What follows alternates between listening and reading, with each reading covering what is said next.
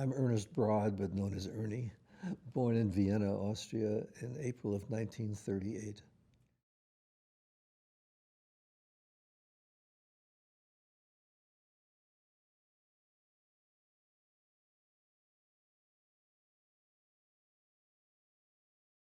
Yes, the family was quite prominent and prosperous. My grandfather and his brothers owned a movie company. It did quite well in the late 1920s and early 1930s. So my mother benefited from that kind of affluence in her late teens and early 20s. Lux Films. They are known for showing the earliest talking movies in the German language. And there's a bit of a story behind that. My grandfather wanted to introduce talking movies, thought it would be good for business. His brother, who worked there, who was a lawyer, disagreed sharply and said the citizens of Vienna will never stand for all that noise in their movie theaters. He was not a visionary. Yes, my father came from a very different background, much more modest background in Poland. And he came to Vienna to study. He had wanted to be a doctor. When he saw that the medical profession, like so much else of life, was foreclosed to him, he switched and got a PhD in botany and was probably envisioning a career in academia. But the family business beckoned. It was a way to earn a better living and live a better life. And he would have been under some pressure to join the family business. Just 3 weeks or so before I was born, the Germans marched triumphantly into Vienna. They were welcomed with open arms by an adoring populace. Today's revisionist history tries to argue that it was an actual invasion. It was anything but that. So the Nazis immediately took control of the country. And one of the first things they wanted to do was to make sure that they had all the organs of communications and propaganda under their control. So what were those organs at that time? There was no television yet. Radio was still in its early days and did mostly music and people reading from scripts. It was not really a means of getting news. So there were newspapers and there were movies, because the movies had these newsreels and movie tone news. And for 10 minutes before or after features, people could see for the first time what was going on around the world in a visual way. So that was considered important, and the Nazis immediately grabbed my family's company. They arrested all the men in the business. That was my grandfather, his two brothers, and my father. So life changed abruptly when the Nazis entered Vienna. They were taken to prison under various charges. My grandfather and his brothers were able to get out. I imagine, as the older generation who'd been around longer knew how to do things like bribing guards and maybe making deals for parts of the business that had not yet been taken over, they were able to get out. My father thought that since they had gotten out, he would probably be able to get out. But as time went on and he saw that that wasn't happening, he became more depressed. We know this through remarkable letters that were exchanged between my father in prison and my mother. The letters, after they got more and more dark, stopped. And my mother was in a panic. She went to the prison to try to find out what was going on. They told her, he's not here. She didn't know exactly what that meant, but it didn't sound good. She returned home, and a day later, she received a circular in the mail, an advertisement from a florist saying, "Buy our flowers for your grave." That was the first time that she had a clearer indication that he had died. Shortly after that came the official death certificate, which gave as the cause of death suicide. Now we know that the Nazis used that excuse for the deaths of people in their control. But in this case, it's not impossible, given what we know from the letters, that he may have taken his own life. There's no way of being sure.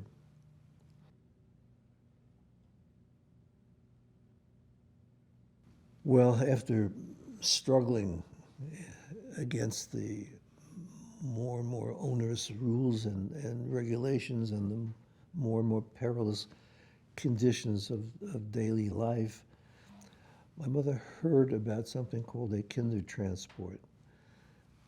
This was an arrangement set up by international Jewish organizations in conjunction with the British government.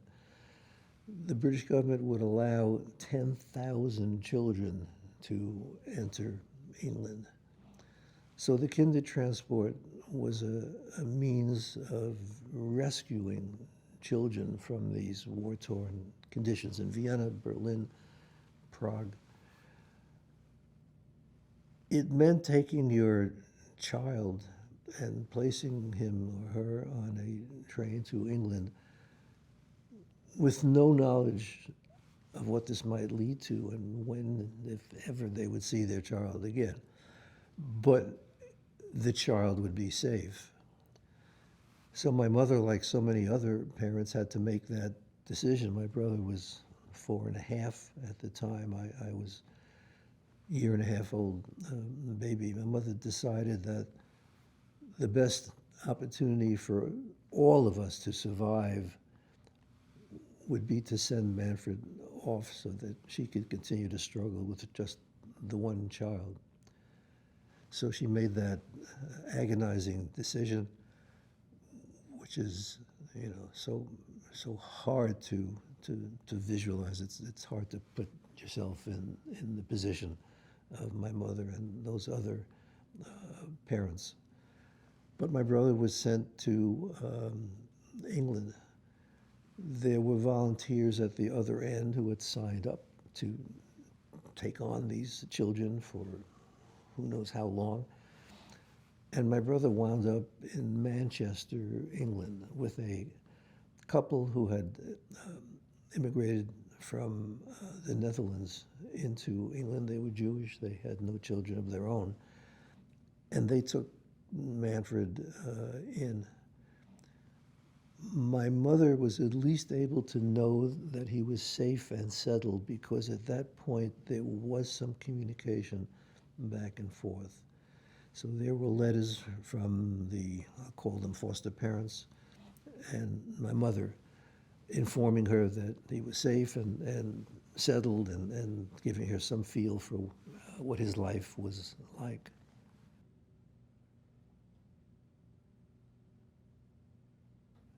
Was it a realistic hope? Was it a rationalization? We don't know, but she did hope that at some point she and I would be able to make our way to England. Only a few months later, war broke out, and that became absolutely impossible.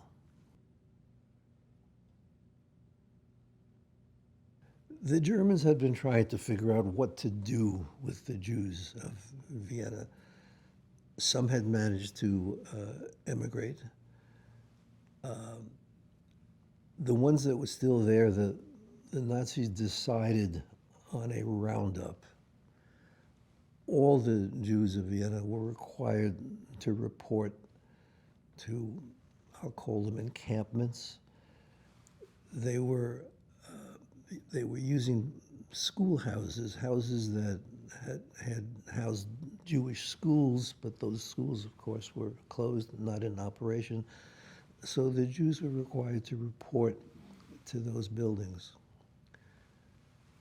The regulations, such as they were, that the Nazis put out, said that Jews that had the means to leave Vienna, if they could show the likelihood of being able to emigrate from Vienna, they would be allowed to leave that encampment. That was all right with the Nazis. If the Jews were going to leave on their own, so much the better. Those who did not have that means of departure stayed in that encampment until they were loaded onto trains and taken to camps. They were not yet referred to as concentration camps. In 1939, they were called work camps. But they were not good places to go to. My mother had this document, an application for a visa, which gave her the theoretical right to leave the encampment. Rules and regulations meant nothing for the Nazis when they were set up against Jews. The guards had the total capability of doing whatever they felt like, and nobody would ever criticize them for doing some bad thing to a Jew. So my mother showed this document. So many other people had shown documents as well. The guards could put you at the bottom of the list. They could ignore you. They could put you at the top of the list, depending on what they felt like. As the story goes, yes, I had been a colicky child and coughed and sneezed and made terrible noises. And the guard said to my mother, "Get him out of here before he infects us. Take him to a doctor." And that was miracle number one. Was the guard being self-protective? Was the guard being nice? We don't know. My mother did not take me to a doctor. She went directly to the American consulate where she had applied for the visa, as had 12,000 other Jews of Vienna over a period of time. Their miracle was miracle number two. There was a visa in place for us to get to America under the very restricted quota that existed at that time. We were able to leave in February of 1941.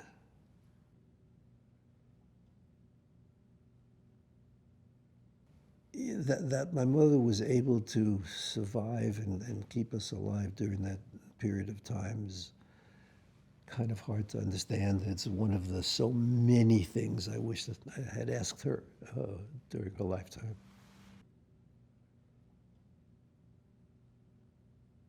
No, there was no one there for her. She got a bit of support and help from her much younger sister, who had married a Hungarian man and somehow lived out the war in Hungary.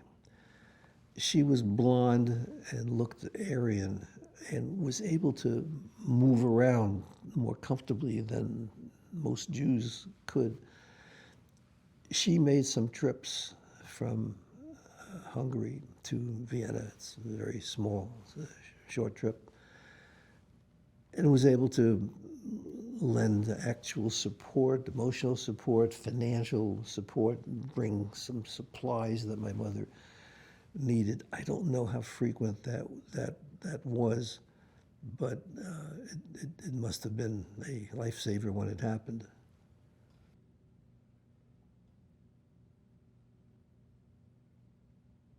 The visa allowed us to leave, but we had to make our way from Vienna to some embarkation point to the United States. I have our passports, and by turning the pages, I can see how we paid an exit fee to leave Vienna, traveled from Vienna to France. We entered France, we left France, we entered Spain, we left Spain, we entered Portugal. Portugal was the lifeline. Portugal was a neutral country, and it was from Portugal that refugees, for the most part, were able to leave. And after a wait of a few days, I can see that we boarded a ship called the Serpa Pinto, which achieved some prominence later for making a number of successful trips across the Atlantic, evading torpedoes from Nazi U-boats, and ferrying thousands of refugees from Europe to New York, to the United States.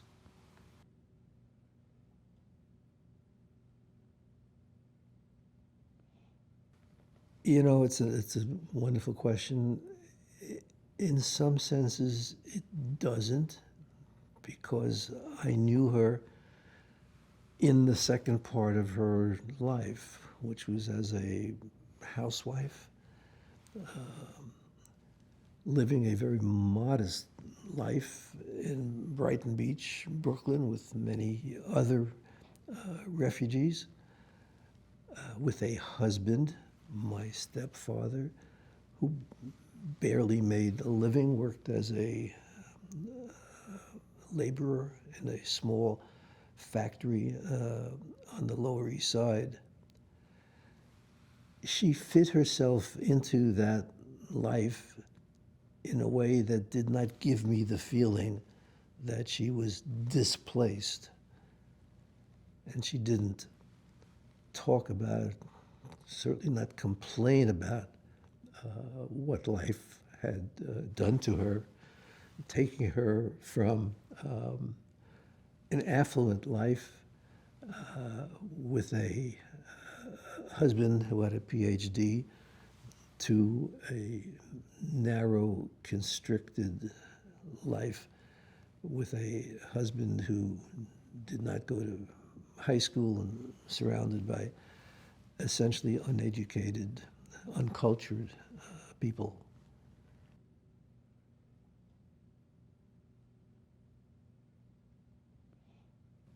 I was theoretically able to. I wasn't constitutionally able to.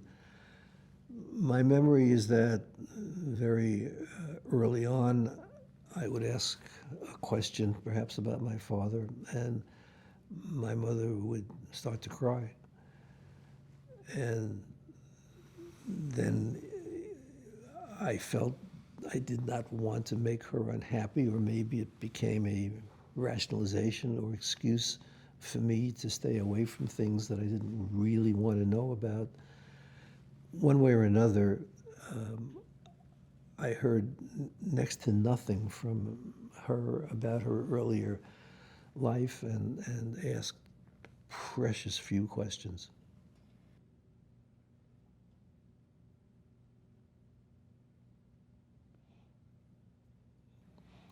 Oh my goodness, there is so much.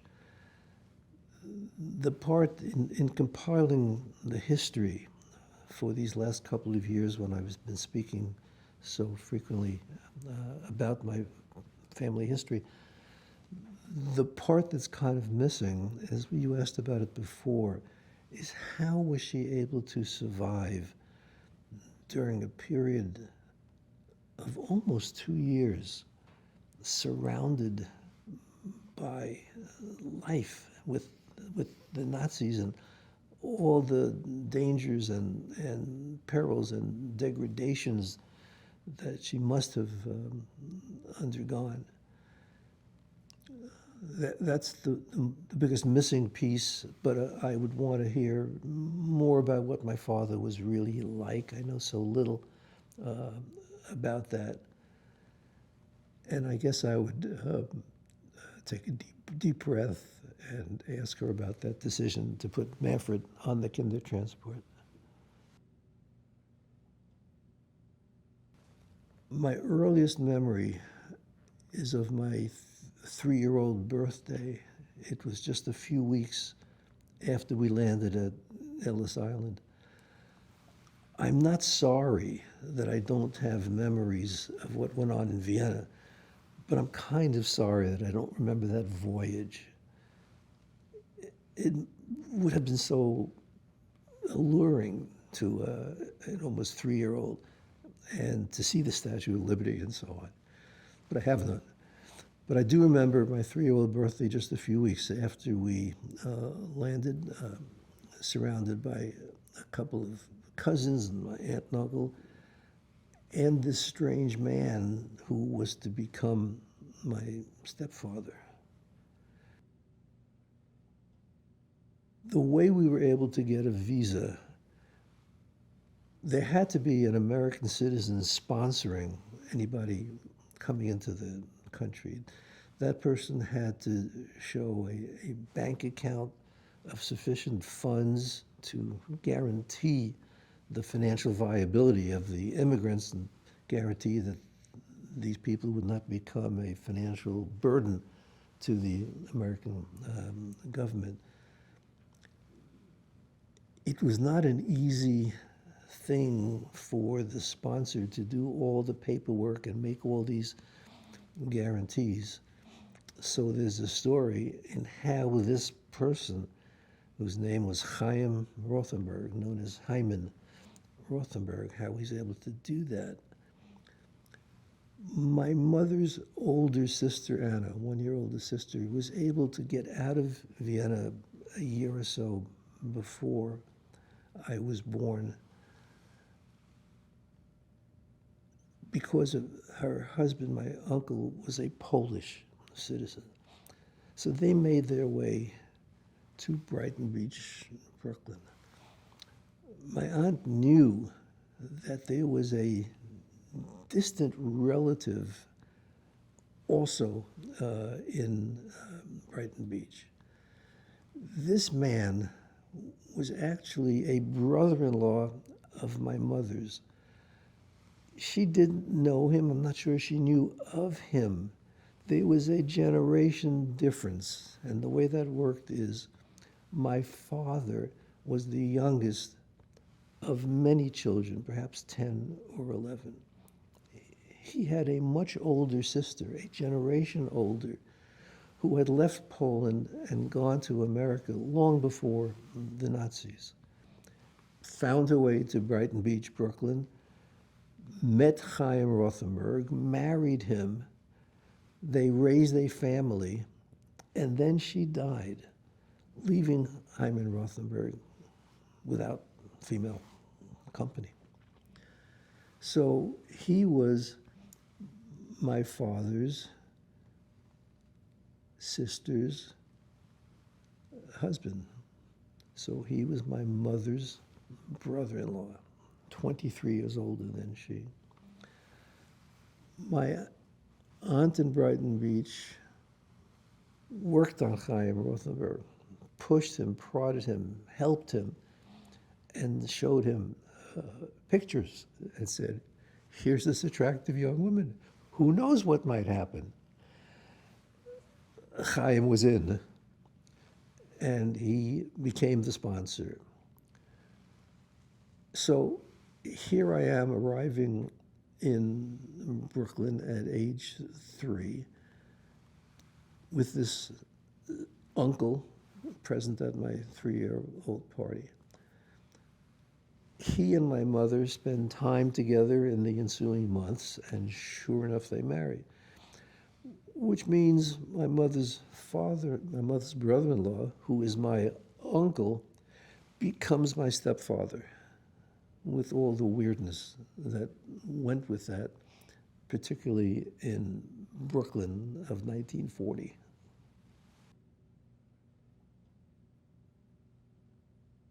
There was.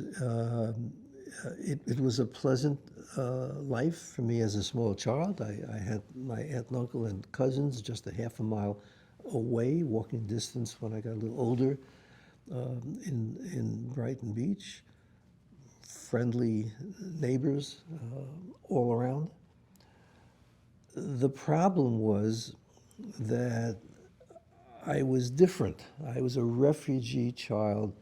I spoke German. I had a stepfather who I called uncle, and a stepfather who was far older than my mother, and my mother spoke with an accent, although her English was perfect. All of this made me different from the neighborhood kids.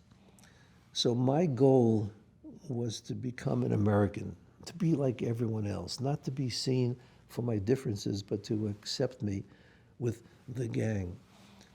And I intuited that the road to this success was the Brooklyn Dodgers, to root for the Brooklyn Dodgers and become a Dodgers fan.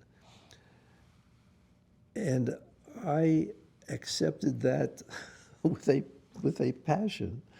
I became the wildest, craziest Brooklyn Dodger fan that existed. I did batting averages in my head, and I pasted big pieces of paper on walls and with standings and statistics and so on, and just enfolded myself in this world of baseball and the Brooklyn Dodgers in such a way that all these decades later, I am still a nutty baseball fan. It made me one of the guys in the neighborhood that helped me fit in. It wasn't so wonderful at home. My stepfather had zero interest in sports of any kind. And he discouraged me from spending my time with baseball and the Dodgers. He would say to me, "From this you will make a living?" That still rings in my ears all these years later. And he often was not happy that I spent so much time listening to the radio, because that used up a lot of electricity. And another big line of his was, "Edison is rich enough," as he went around turning off lights and radios around the house. And I'm afraid I've picked up that habit as well. When the Dodgers left Brooklyn, which broke my heart and was end of innocence and end of childhood for me, I followed them only as long as Sandy Koufax was still part of the team. Once he was gone, my interest in the Dodgers disappeared, and I became a Mets fan when they were brought into existence in 1962, and remain a very eager Mets fan. I always knew I had a brother. From my earliest memories, my memories included the fact that I had a brother, like everything else that in my life that was so strange. This brother was across an ocean. In another way, I was different from other people. When I was old enough to start writing childish letters, I would write to him, "Dear Manfred, how are you? I am fine." And then we corresponded as the years went by.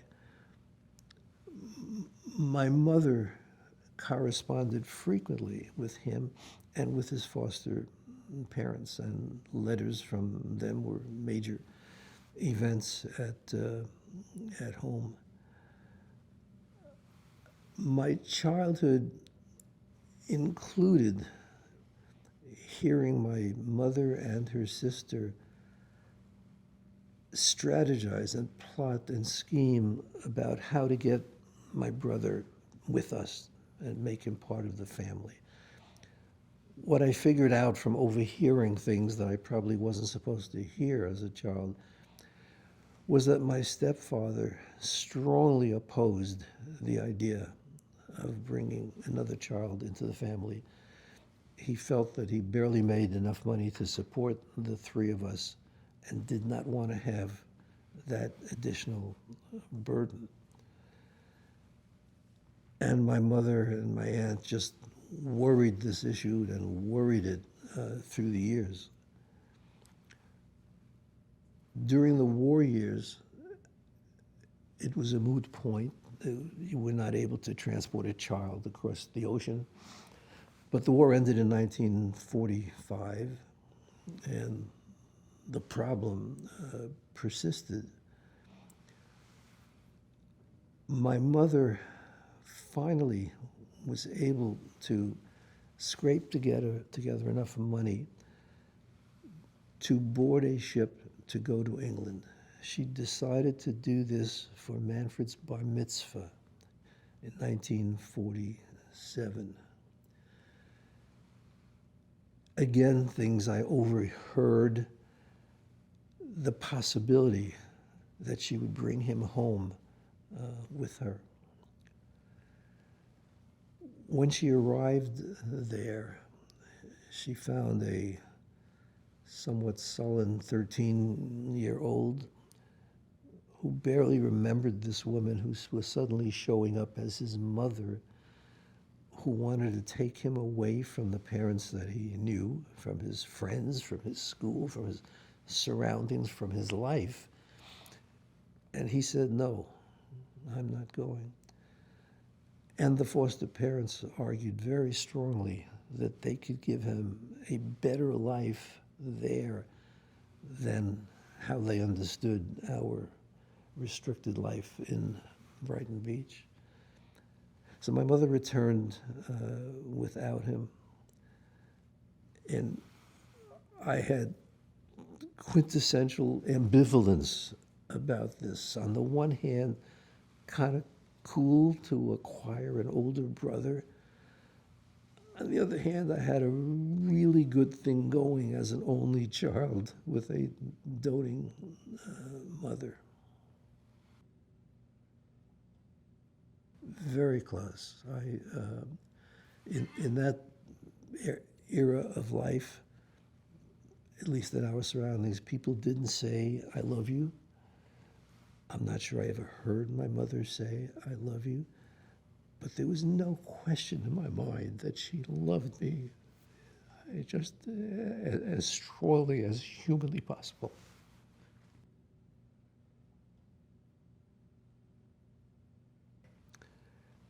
I'm afraid it was not so much a happy memory as a mixed memory. The circumstances were that my mother had been diagnosed with terminal cancer. It was 1960. I was in my middle year of law school at Columbia. My brother made the decision to come and see her one more time. And it was then that I met him. Not the best circumstances to get to know each other. I spent most of our time in the hospital room, but it was a start. We had to get past the first awkward meeting, the saying of hello, and we started what was to become a wonderful relationship. He went back just a few days before my mother died, but had told me that he was going to get married that summer and very much would like me to attend. So I did.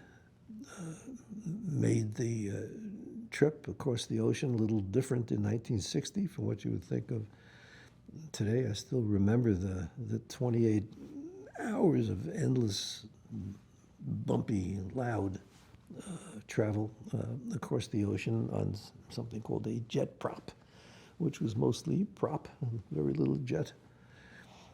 But I was there for his wedding.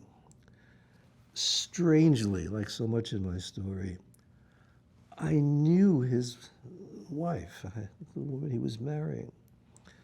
They had met in Oxford, and she had the opportunity to do a year abroad study, and she came to the U.S. to study at University of Indiana, and of course stopped in Brooklyn to spend time uh, with uh, with me, and peppered her with questions about Manfred and so on. So I had spent time with her before the wedding. The wedding was not also a wonderful time to get to know each other more, but it advanced the ball, moved things forward. After the marriage ceremony, they went off on their honeymoon, and I kind of bummed around Europe for a while, and then came back to spend some more time with them when they returned to England. And again, a little more of an opportunity to get to know each other. Manfred went to work as a chemist, chemical engineer, at Exxon, which was known as Esso at that time. I went to work for an international telecommunications company. He had many opportunities to come to the U.S. to visit Exxon's refineries in New Jersey and Houston. I had many opportunities to go to Europe to attend meetings and do business. We started to see each other fairly frequently. And at one point, we joked that we kind of see each other more often than brothers who may live across town from each other. And the relationship grew, and it became stronger and stronger, and we included each other's families, and we brought the families together for visits and for major family events, and the cousins got to know each other, and so on. And we really developed a remarkably close relationship, considering we had missed a childhood together. Somebody once suggested to me that maybe it was because we missed a childhood together, which is an interesting thought about brothers. Manfred finished his career at Esso, retired, decided to pursue his first love of history, went back to Oxford, got a PhD in history in his 70s, became a fairly noted historian in his age 70s and 80s years. He became an expert. His topic was religious dissent in 16th century Berkshire province. I think he did not have a lot of competition to be an expert in that field.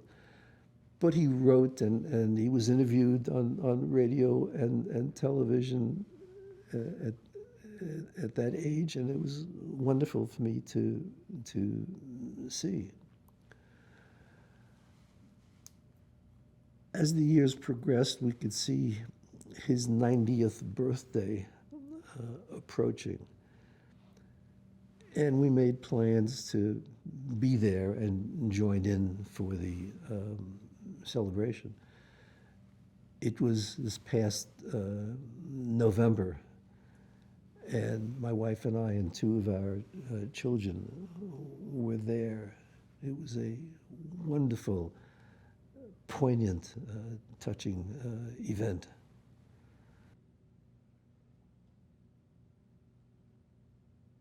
Oh my goodness, yes.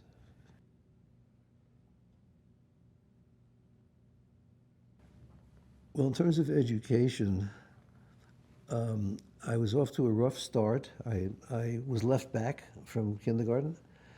The person who interviewed me thought it would be cute to speak to me in German, and when she did that, I closed down. When I eventually tried to show her I could speak some English, I fumbled through it, and she said to my mother, "Let's try again in 6 months." Anyway, I eventually was able to enter kindergarten and made up for it by skipping some grades later on. When it came time to go to college, there was no question where I would go. Why is that? When I was a little kid and would walk around the neighborhood with my mother, neighbors would come over and try to say something cute to me, and I'd answer, apparently at great length. And they would say to my mother, "What a mouth on that kid. He should be a lawyer." And my mother would say, "Yes, he's going to be a lawyer, but first he's going to go to Columbia." And as a kid, she might as well have said, first he's going to a stone. It meant nothing to me. But it was driven into me. And when it came time to decide, it was clear I was going to go to Columbia. And I did. Went to Columbia then, again, because my mother had wanted it. I went to Columbia Law School. I didn't really want to be a lawyer, did not want to be in law school. I had spent my college years, mostly working on the daily newspaper and becoming the sports editor and becoming the head of sports for the radio station and doing play-by-play of the games and so on. That was my life, and that's what I really would have liked to pursue. I made a deal with my mother that I would only go to law school if I could get into one of the top law schools. I kind of tried to maneuver things at the law school aptitude exam by arranging to have to cover a sports event, which meant I would come there at the last minute. But notwithstanding all that, I did very well and was able to get into Columbia Law School. So that's where I was when I first met my brother. After law school, the opportunities for a Jewish lawyer in 1961 were very limited. Many of us found our way to the government as the area that would accept us.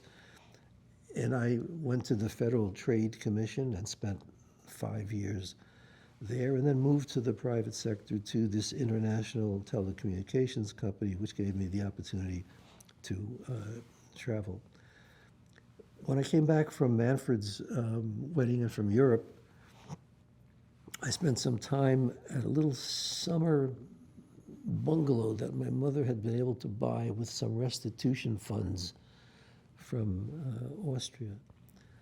And I met the girl next door and remarried the next year. So I was married to Carol. We had 3 children, first 2 girls, and then the prince, the boy.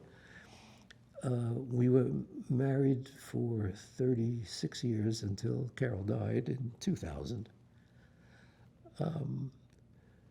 She was a very prominent psychoanalyst, and I became very close to that profession through her and to that field. A few years later, 3 years later, I met Ruthie, and in 2005 we got married. So we recently celebrated our 20th wedding anniversary. I have 3 stepchildren, 6 step-grandchildren, and 2 of my own grandchildren. All 8 of the grandchildren call me Pop-Pop. Ruthie's 6 only know me as a grandfather. Their real grandfather died before I came into the picture. So that's the family.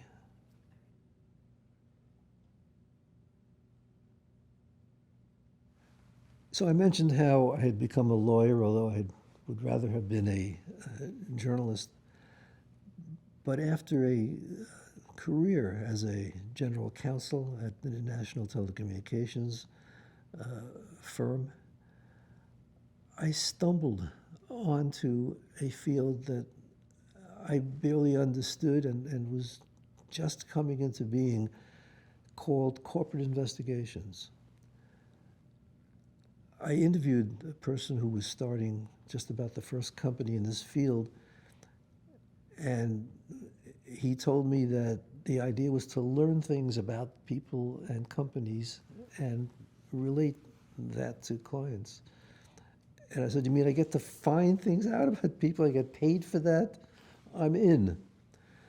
And I took a leap of faith and joined the burgeoning corporate investigations field. And here I am 40 years later, and I'm still in the field.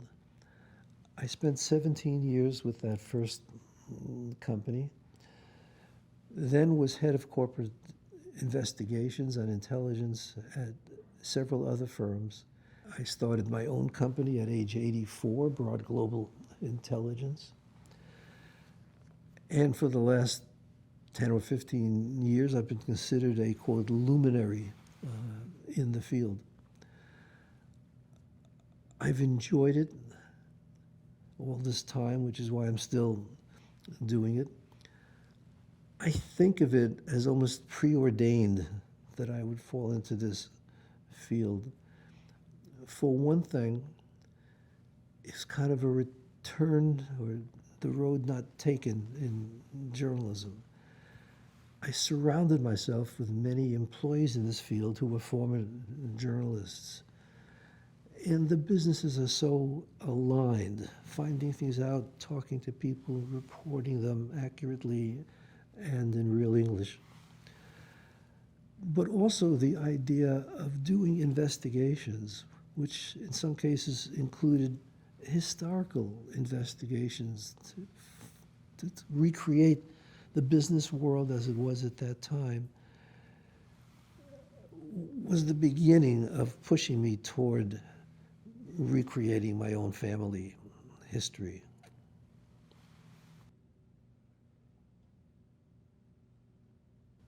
Most of my life, and certainly all of my childhood, I did not want to be involved with what had happened before.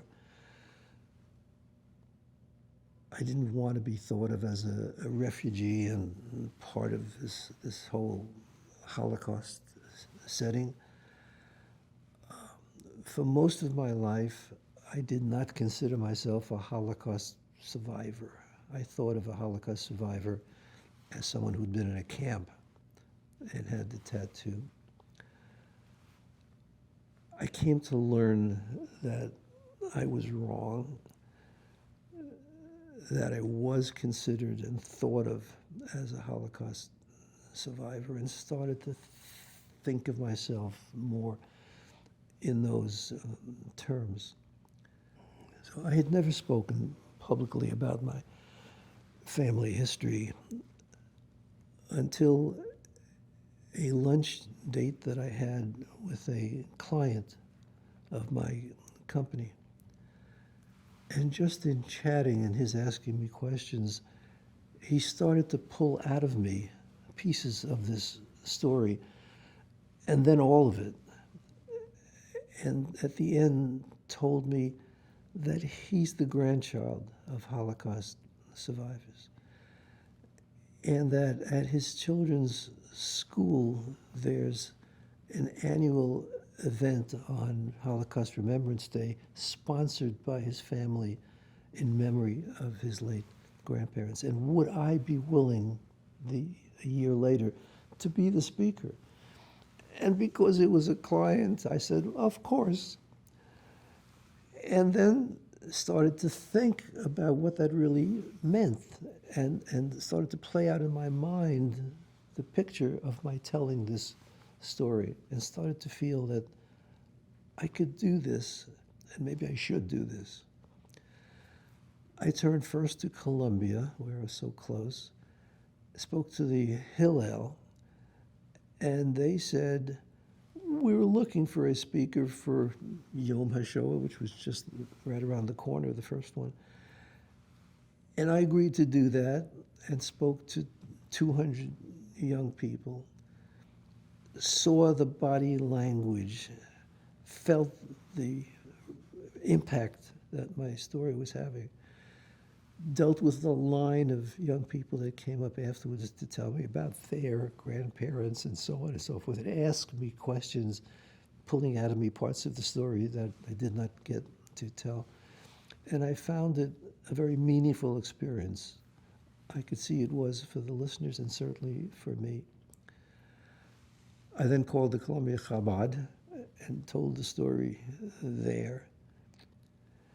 And then thought, well, if I'm going to do this, I should do it in the way I do things in business, in an organized way.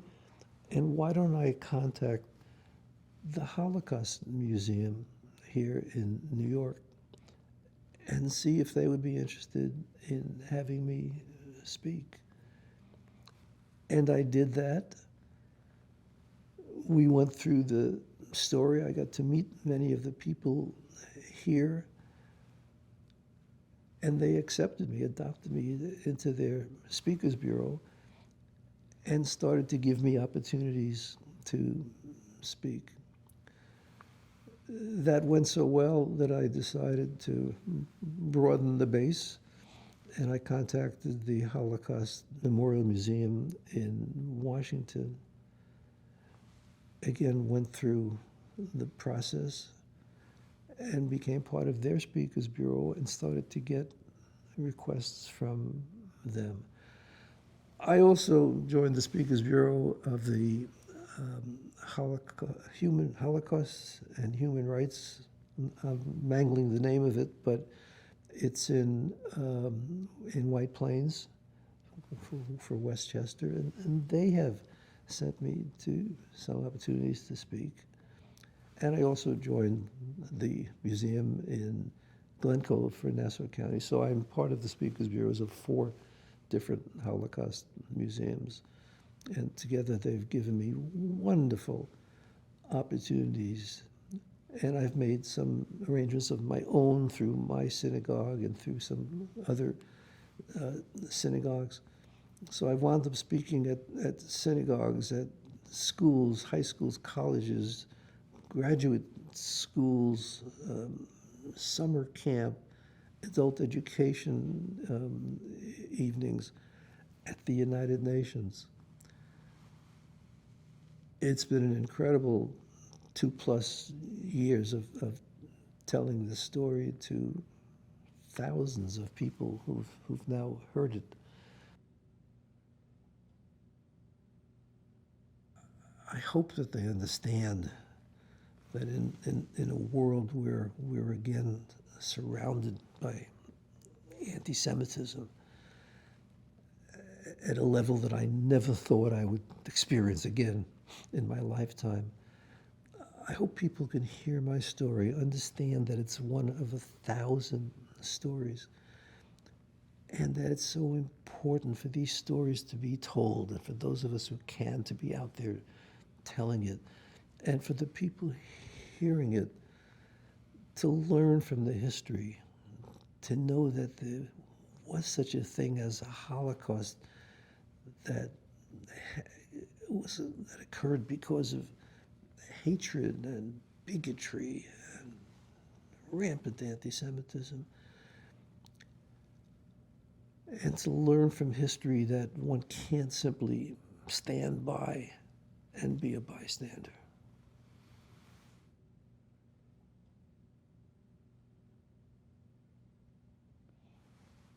During this period of time of telling my story, I and my brother have made additional efforts to gather information and documentation. There are wonderful pictures and documents that I know existed in the briefcase that my mother brought to America from Europe. I didn't pay attention to that pile of memorabilia until I started to talk and wanted to learn more. And out came this phenomenal group of documents. The application for the visa signed by Chaim Rothenberg, issued in Vienna, Germany, because the Nazis had already absorbed the country of Austria. There were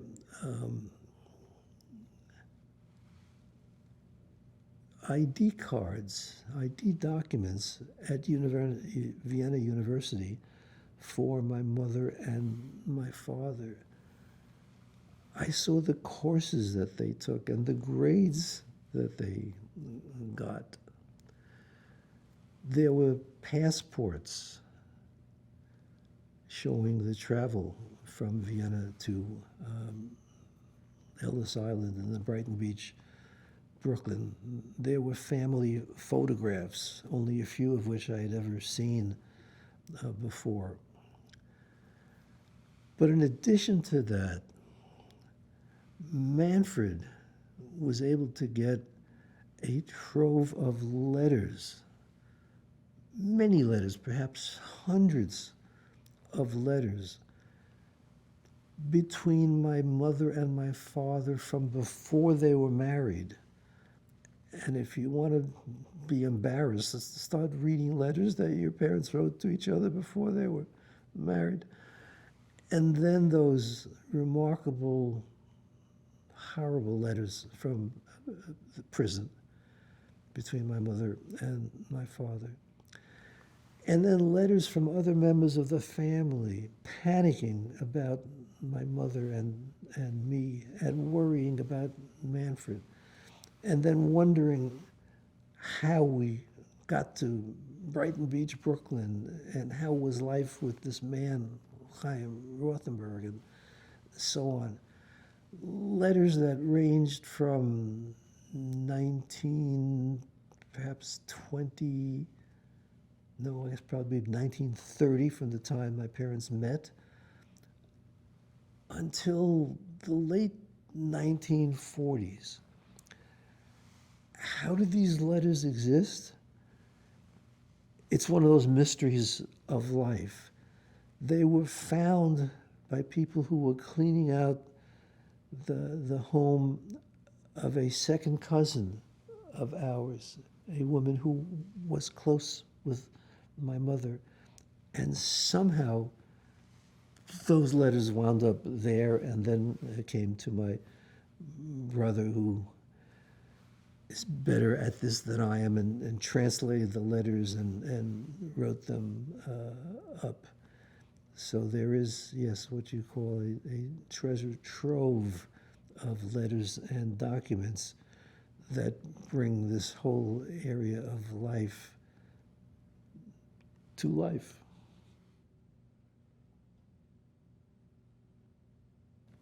It's so important that a museum like this one exists. It embodies the history and the potential future of the Jewish people. It's a way of attracting people to a place where they can understand what has happened before. It's an opportunity to publicize, to be out there, to be part of the world of communications and so on, and just spread the word as much as possible about our history and our opportunities for the future if people learn from that history. I've seen school groups come through the museum. I've spoken to those groups. It's wonderful to see young people hearing about our history. It's important for my story and other stories to be told to the next generation, but it's important, perhaps more important, for it to be told to the generation after that and the generation after that. The farther we get from the actual event and the fewer people who are around as witnesses to what happened, the more difficult it is to get people to know and learn from the history of the Holocaust.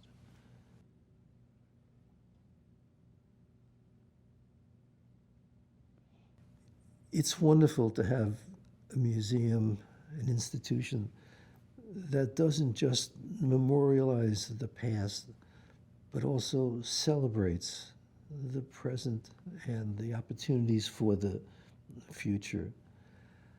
I see people come through this museum. Yes, they learn about the Holocaust, but they quickly move on to exhibits about Jewish life elsewhere, and they see the opportunities that can come from being part of this group called Jews and Jewishness.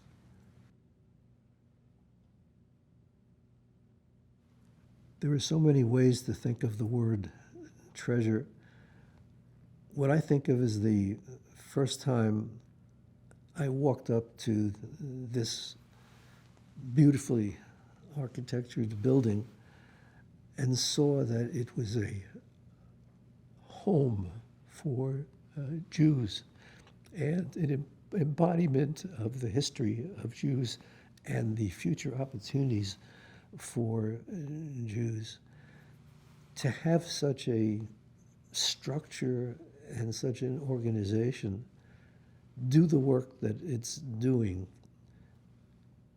is wonderful for the city of New York and beyond.